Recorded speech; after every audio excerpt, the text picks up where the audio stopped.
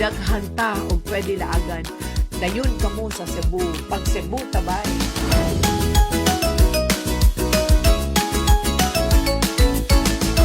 Gawas sa mga nindot nga talan-awon dinhi sa Dumanhog, di pod palupig ang kalami sa luto sa ilang Bisaya nga manok. Nailhan pod ang Dumanhog sa ilang Bisnok Festival.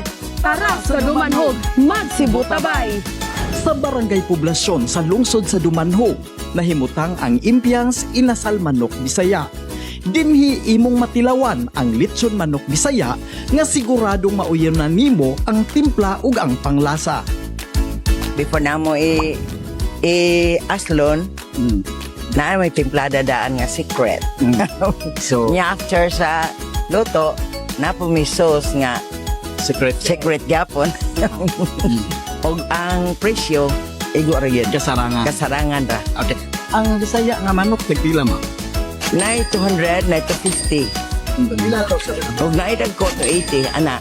Kung mo suroy mo diri sa south, agi lang mo sa among tindahan sa Dumanhog. Naa ang among mga display ng inasal manok, Impiang's Inasal Manok ang among gina-display. Kung mo ari sa Dumanhog, sigurado yung busog.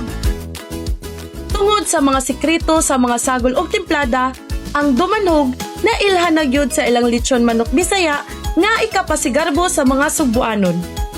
Gani, sa lungsod sa Dumanhog, ilang sa ulugon matag tuig ang Bisnok Festival. Kung muhisgot tag Bisnok, walay laig masulod sa una-una sa mga tao, kundi ang lungsod sa Dumanhog.